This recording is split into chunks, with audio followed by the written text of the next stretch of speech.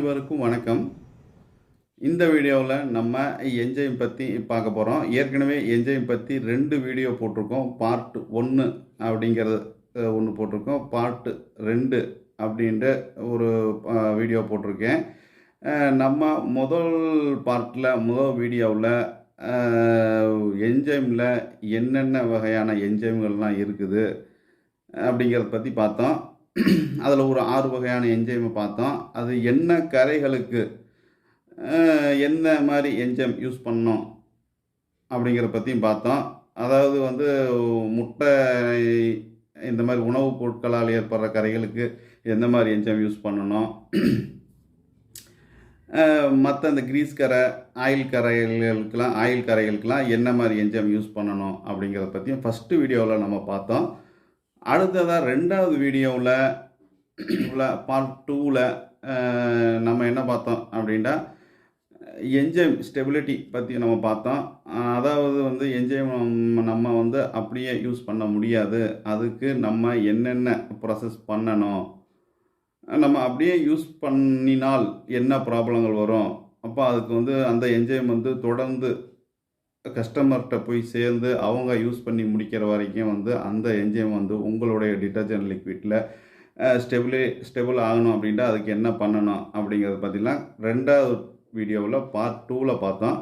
இப்போ அதுக்கு அடுத்தது இதில் இப்போ நம்ம பார்க்க போகிறது பார்ட் 3 3வது வீடியோ. இதில் ஒரு 8 ஸ்டெப்பு நம்ம பார்க்க போகிறோம். இந்த 8 ஸ்டெப்பில் முதல் 4 ஸ்டெப்பு இதனால் என்ன நன்மைகள் அப்படிங்கிறத பற்றி பார்க்க போகிறோம். அடுத்ததாக 4 ஸ்டெப்பில் நம்ம இதை எப்படி முறையாக யூஸ் பண்ணணும், என்னென்ன வழிமுறைகள் இருக்குது, என்னென்ன வழிமுறைகளில் இந்த என்சைமை நம்ம டிட்டர்ஜென்ட் லிக்விடில் யூஸ் பண்ணணும் அப்படிங்கிறத பற்றி இந்த வீடியோவில் நம்ம இப்போ பார்க்க போகிறோம். நம்ம இப்போ வீடியோக்குள்ளே போகிறதுக்கு முன்னாடி நீங்கள் நம்ம சேனலுக்கு புதுசாக இருந்தால் மறக்காமல் சப்ஸ்கிரைப் பண்ணிக்கிங்க. கூடவே பக்கத்தில் இருக்கிற அந்த பெல் பட்டனையும் ப்ரெஸ் பண்ணிக்கிங்க. இந்த கிளீனிங் பொருட்கள் மேனுஃபேக்சரிங் பிஸ்னஸ்க்கு புதுசாக இருந்தால் மறக்காமல் நம்ம சேனலை சப்ஸ்கிரைப் பண்ணிக்கிங்க. உங்களுக்கு தேவையான நிறைய யூஸ்ஃபுல்லான தகவல்கள் நம்ம சேனலில் இருக்குது. இப்போ வாங்க நம்ம அடுத்ததாக வீடியோக்குள்ளே போகிறோம். என்சைம் நம்ம எதுக்காக யூஸ் பண்ணுறோம் அப்படின்ட்டு உங்களுக்கு நல்லாவே தெரிஞ்சிருக்கும். சின்ன கரையிலிருந்து பெரிய கரைகள் வரைக்கும் சுத்தப்படுத்துறதுக்காக நம்ம இதை யூஸ் பண்ணுறோம். இப்போ வாங்க அது என்னென்ன மாதிரி நன்மைகள், என்னென்ன மாதிரி முறையாக நம்ம இதை யூஸ் பண்ணணும் அப்படிங்கிற இந்த 8 ஸ்டெப்பையும் இப்போ நம்ம பார்த்துடலாம். ஃபஸ்ட்டு, என்சைம் சேர்த்துறதால உங்களுடைய டிட்டர்ஜென்ட் லிக்விடோட சலவை திறன் 100% 100% அதனுடைய சலவை திறன் கூடுதலாக கிடைக்கும். 100% அதிகமாக கிடைக்கும் சலவை திறன் நீங்கள் இந்த டிட்டர்ஜென்ட் லிக்விடில் என்சைம் யூஸ் பண்ணுறதால. ஸ்டெப் 2, இந்த என்சைம் யூஸ் பண்ணுற டிட்டர்ஜென்ட் லிக்விடை யூஸ் பண்ணி நீங்கள் உங்களுடைய துணிகளை வாஷ் பண்ணும்போது கலர் ஃபேடிங் ப்ராப்ளம் வராது. அது இல்லாமல் டிட்டர்ஜென்ட்டில் சேர்த்தப்படுற மற்ற கெமிக்கல்களால்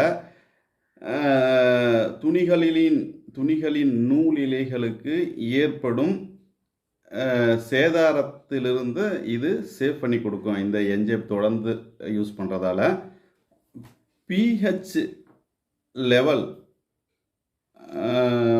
7க்கு கீழே இருந்தாலும் கூட இதனுடைய சலவை திறன் பாதிக்காது. உங்களுடைய டிட்டர்ஜென்ட் லிக்விடில் pH லெவல் 7 கீழே வச்சிங்க அப்படின்ட்டா கூட அதனால் உங்களுடைய லிக்விடோடைய சலவை திறன் பாதிக்காது. என்சைமை டிட்டர்ஜென்ட் லிக்விடில் நீங்கள் ஆட் பண்ணீங்க அப்படின்னா pH லெவல் 7க்கு மேலே 8 அல்லது 8.5 வரைக்கும் கூட 8.5 வரைக்கும் கூட pH லெவலை வைக்கணும். ஆனாலும் pH 7 கீழே வச்சாலும் உங்களுக்கு அதனால் பெருசாக பாதிப்பு ஒன்றும் இருக்காது. சலவை திறன் நன்றாகவே இருக்கும். ஆனால் முறைங்கிறது வைக்கணும் அப்படிங்கிறது 7க்கு மேலே 8.5 வரைக்கும் வைக்கலாம். 8.5 வரைக்கும் வைக்கணும். ஒருவேளை கொஞ்சம் மைல்டாக குறைஞ்சா கூட அதனால் ஒன்றும் பிரச்சனை இல்லை. ஸ்டெப்பு 4, இந்த என்ஜைம் வந்து லிக்விட் ஃபார்ம்லேயும் கிடைக்கும், பவுடர் ஃபார்ம்லேயும் கிடைக்கும். டிட்டர்ஜென்ட் பவுடருக்கு நீங்கள் பவுடர் ஃபார்மில் வர்ற என்ஜைமே சேர்த்தலாம். இந்த பவுடர் ஃபார்ம் என்ஜைம் சேர்த்து போகும்போது டிட்டர்ஜென்ட் பவுடரில் உங்களுக்கு வந்து இந்த எஸ்டிபிபி, டிஎஸ்பி இதனுடைய அளவெல்லாம் குறைச்சி போடலாம். இப்போ வந்து உங்களுக்கு எக்ஸாம்பிளுக்கு நான் சொல்லணும் அப்படின்ட்டா, உங்கள் 1 கிலோ ஃபார்முலாவுக்கு நீங்கள் வந்து ஒரு உதாரணத்துக்கு சொல்கிறேன், 100 கிராம் எஸ்டிபிபி யூஸ் பண்ணுறீங்க அப்படின்ட்டா, இந்த என்ஜைம் நீங்கள் யூஸ் பண்ணும்போது அது 25 கிராமோ 30 கிராமோ அந்த அளவுக்கு கூட குறைச்சி போட்டுக்கலாம். எஸ்டிபிபியும் டிஎஸ்பியையும். டிட்டர்ஜென்ட் லிக்விடில் நீங்கள் கொஸ்டால் யூஸ் பண்ணீங்க அப்படின்ட்டா அதனுடைய அளவு கூட குறைச்சி நம்ம ஊற்றலாம். நம்ம 4 ஸ்டெப் பார்த்துருக்கோம்.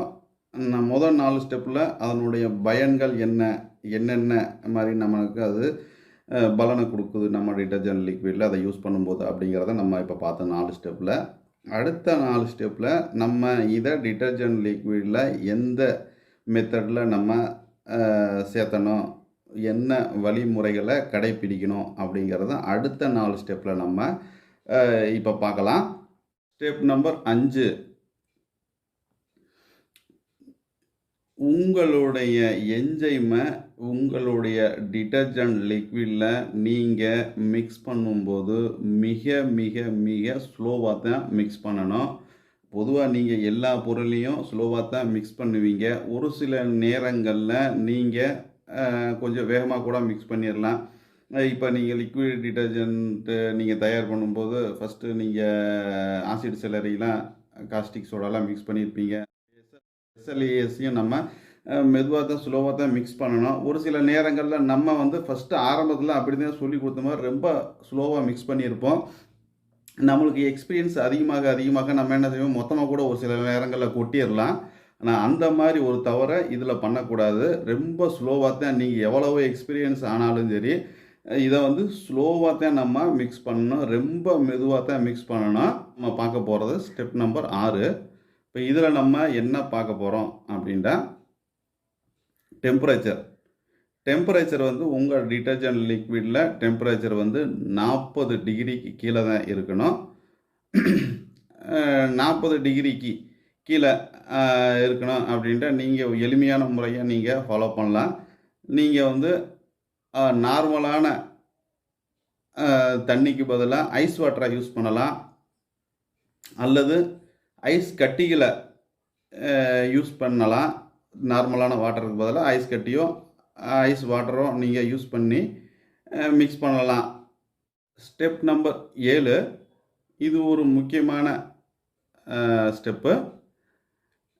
நீங்கள் இதில் வந்து தண்ணியை ஆட் பண்ணும்போது உங்களுடைய லிக்விட் டிட்டர்ஜென்ட்டில் தண்ணீரோட பர்சன்டேஜ் 65 to 70 வரைக்கும் தான் இருக்கணும். உதாரணத்துக்கு எப்படின்னா, 1 லிட்டர் டிட்டர்ஜென்ட் லிக்விடில் 65% தண்ணி, 35% கெமிக்கல். 35% கெமிக்கலால் பூர்த்தியாக இருக்கணும் உங்களை 1 லிட்டர் டிட்டர்ஜென்ட் லிக்விடு.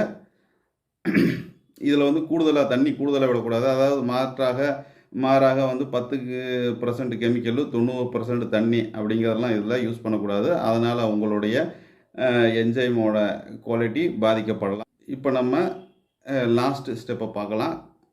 கடைசி ஸ்டெப்பை பார்க்க போகிறோம். இதில் வந்து நம்ம என்ஜைமை எந்த ஸ்டேஜில் வந்து நம்ம லிக்விட் டிட்டர்ஜென்ட்டில் ஆட் பண்ணணும் அப்படிங்கிறத பற்றி பார்க்கலாம். லாஸ்ட்டு கடைசி மூமெண்ட்டில் தான் என்ஜைமை நம்ம ஆட் பண்ணணும். நீங்கள் எல்லாமே மிக்ஸ் பண்ணி ஹீட்டெல்லாம் குறைஞ்சி காஸ்டிக் சோடாவை சேர்த்து ஆசிட் சிலரி மிக்ஸ் பண்ணி எஸ்எல்இஎஸ்ஸு உங்கள் டினோபாலு இத்தியாதி உங்கள் கொஸ்டாலு இதெல்லாம் நீங்கள் எல்லாம் ஆட் பண்ணியிருப்பீங்க.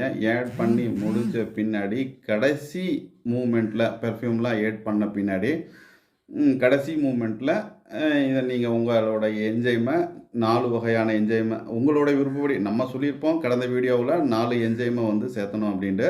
நான் உங்களோட விருப்பப்படி நீங்கள் எவ்வளோ சேர்த்துறீங்களோ அந்த என்ஜைமை நீங்கள் ஒவ்வொன்றா ஸ்லோவாக மிக்ஸ் பண்ண பின்னாடி அதுக்கு பின்னாடி நம்ம கடந்த வீடியோவில் சொல்லியிருப்போம்.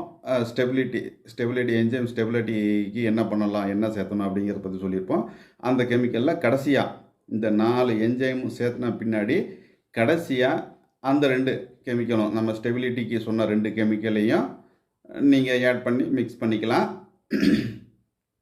இப்போ இதில் என்னென்ன அளவுகள் நம்ம என்னென்ன அளவுகளில் டிட்டர்ஜென்ட் லிக்விடில் என்னென்ன அளவுகளை என்சைமை சேர்த்தணும் அப்படிங்கிறத பற்றி நம்ம இன்னொரு வீடியோவில் அடுத்த வீடியோவில் விலாவரியாக நம்ம பார்த்துடலாம். இந்த வீடியோ உங்களுக்கு பிடிச்சிருக்குன்னு நினைக்கிறேன். பிடிச்சிருந்தால் லைக் பண்ணுங்கள், ஷேர் பண்ணுங்கள், என்னுடைய சேனலை சப்ஸ்கிரைப் பண்ணுங்கள். நன்றி, வணக்கம். மீண்டும் அடுத்த வீடியோவில் சந்திக்கலாம்.